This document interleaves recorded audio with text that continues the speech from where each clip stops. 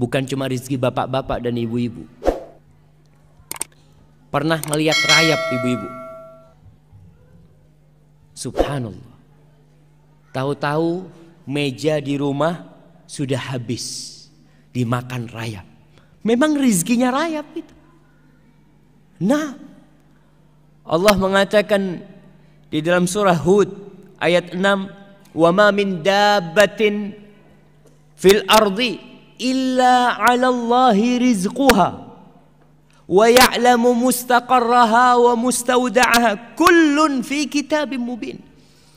Kata Allah, dan tidak ada suatu binatang yang melata fil ard, di muka bumi ini, kecuali yang menjamin rizkinya itu Allah. Ana sering kasih contoh, ya, dengan binatang-binatang yang di hutan. Itu binatang tidak pernah sekolah, tapi bisa makan. Kalau rizki itu tergantung ilmu, berarti profesor ekonomi itu orang paling kaya. Tapi ternyata ada yang lulus SD lebih kaya dari profesor. Profesor tetap jadi dosen, ngajar, jelaskan tentang bagaimana supaya kaya. Tapi dia nggak kaya-kaya. Padahal dia punya ilmunya. Yang kaya malah mahasiswanya. Lulus, buka usaha, kaya. Dosennya ya tetap sampai mati jadi dosen. Ingat, rizki itu bukan karena ilmu. Enggak ikut ilmu jemaah. Enggak ikut titel lah. Allah yang telah menentukan. Makanya kita lihat binatang-binatang keledai, binatang yang paling bodoh. Seharusnya dia itu mati sejak lahir. Kenapa? Oh, bodoh dia, Ustaz. Gimana dia bisa makan? Ternyata bisa makan. Dan sampai punya anak. Mungkin antum berpikir, Masya Allah, masa anak takut? Ada orang yang takut mau kawin. Keledai gak pernah takut kawin. Gak pernah mikir nanti gimana anak-anak makan apa. Gak ada. Allah udah jamin. Wa ma min dabbatin fil ardi illa 'ala Allahi rizquha.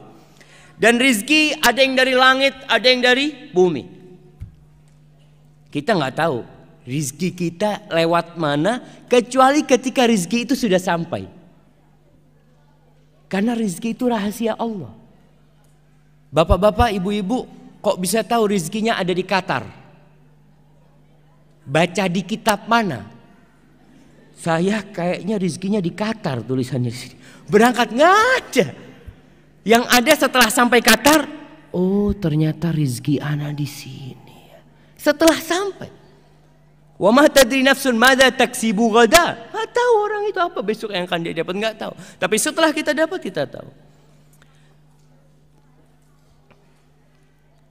Ada kisah Asmu'i atau Asma'i. Dia salah seorang sastrawan yang begitu handalnya. Suatu hari dia keluar dari kampungnya, ketemu sama orang Badui. Ditanya sama orang Badui ini, "Man anta?" Kau siapa? Sambil naik ontanya nih. Asmu'i juga naik onta. Qala min bani Asmu, aku dari Asma. Qala antal Asma'i, engkau Asma'i yang terkenal itu, sastrawan.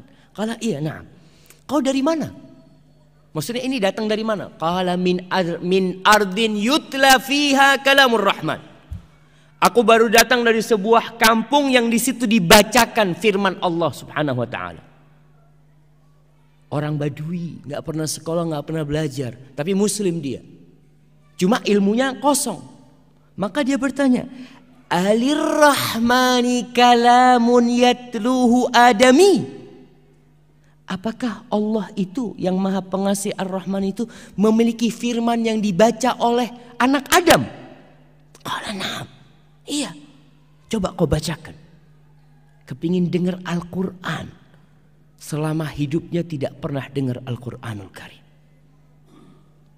Lalu Asma'i membacakan surat Adz-Dzariyat. Wadz-Dzariyati dzarwa. Sampai kepada firman Allah di ayat ke-22.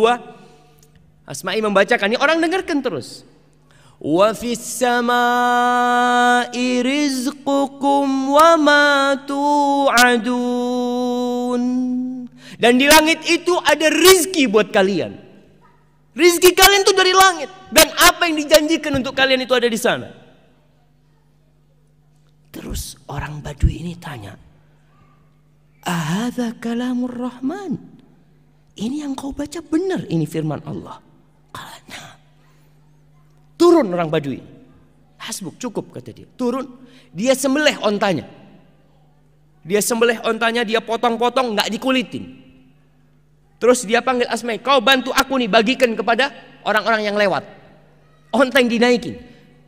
Dibagikan semua, pedangnya itu dia pukulkan supaya nggak tajam. Lalu dia mengatakan selamat tinggal kepada Asma'i sambil membaca firman Allah, wa fis sama'i rizqukum wa ma tu'adun. Yakin kalau rizki itu dari Allah Jalla Jalaluh, bukan dari bos, bukan dari atasan, bukan dari suami.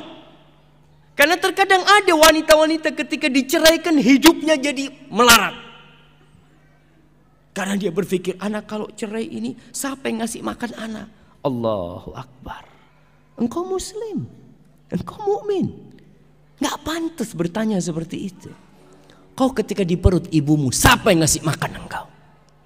Kau belum bisa bergerak, belum bisa berdoa, belum bisa berusaha, tapi Allah sampaikan itu makanan ke dalam.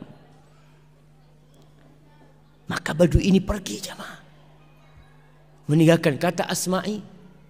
Ajib kata dia. Aku berulang kali baca ayat ini tapi tidak membekas di hatiku. Tapi ini orang Badui pertama kali dia dengar. Langsung menumbuhkan keimanan. Dan kita tahu itu salah satu khasiat kalamullah. Idza tuliyat alaihim ayatuhu zadathum imana wa ala rabbihim yatawakkalun. Tuh. Orang-orang beriman apabila dibacakan kepadanya ayat-ayat Allah, bertambah keimanan mereka.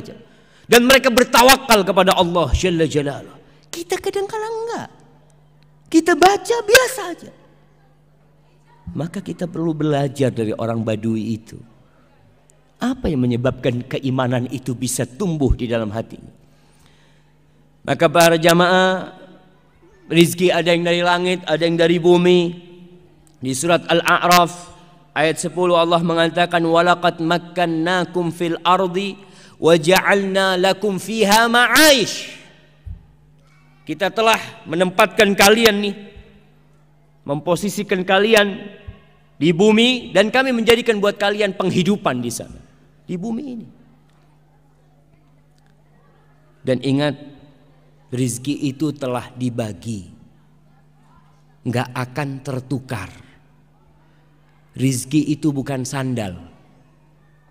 Kadangkala kita pulang dari masjid sampai rumah, ini sandal siapa yang anak pakai? Kok kayaknya kebesaran? Rizki bukan sandal, sehingga tertukar, nggak ada. Makanya nggak perlu kadangkala orang punya usaha toko, tokonya sama-sama jualan sandal. Yang satu ketika ngelihat orang datang, ini masuk ke toko yang mana nih? Masuk ke toko sebelah. Allah, seharusnya itu ke sini seharusnya. Bukan. Memang dia ke sana rizkinya dia.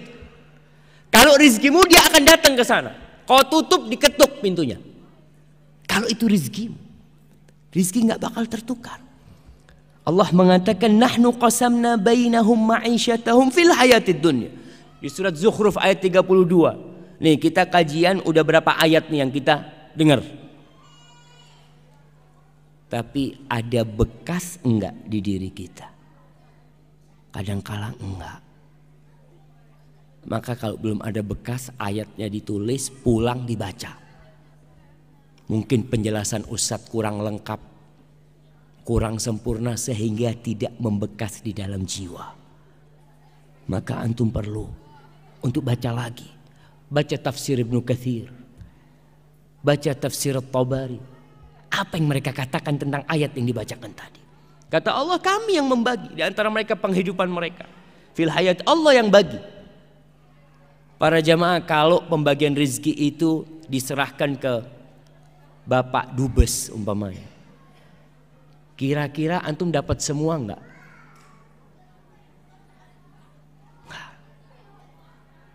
Kalau pembagian rezeki itu diserahkan kepada Bapak Presiden, kira-kira semua warga Indonesia akan dapat enggak? Enggak. Antum lihat kadang-kala di kampung itu ada raskin, kalau diserahkan kepada Pak RT yang dapat siapa? Yang dapat siapa? Ya udah kerabat-kerabat dia. Karena manusia nggak bisa, Allah yang bagi. Allah, kata Allah, nahnu, bukan kalian yang bagi. Karena kita itu punya sifat kikir, punya apa, tapi Allah itu karim, Allah jawad, subhanallah jamaah.